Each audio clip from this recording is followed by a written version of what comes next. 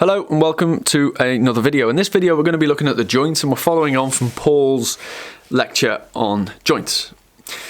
So again, we have our sagittal section of the leg, the lower digit, and we've got three joints in here. And what we're going to do is we're going to talk about the bones that make up those joints, and we're also going to talk about their actual correct term or their veterinary term that we should be familiar with.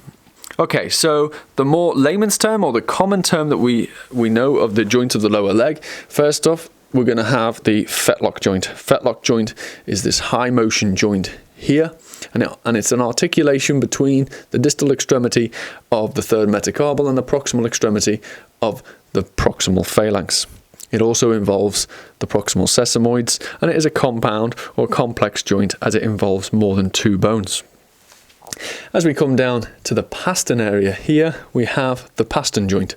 Now the pastern joint is made up of the distal extremity of the proximal phalanx and the proximal extremity of the middle phalanx.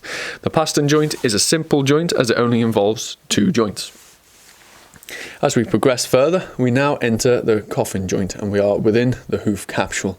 The coffin joint is made up of the distal extremity of the middle phalanx, the condyle here, the proximal extremity of the distal phalanx or the articular surface here, and also the navicular bone.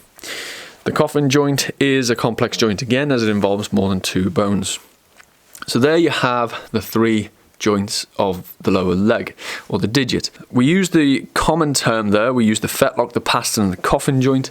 What we're going to do now is we're just going to go over their actual correct terminology. So here again, like we said, we have the third metacarpal bone and the proximal phalanx.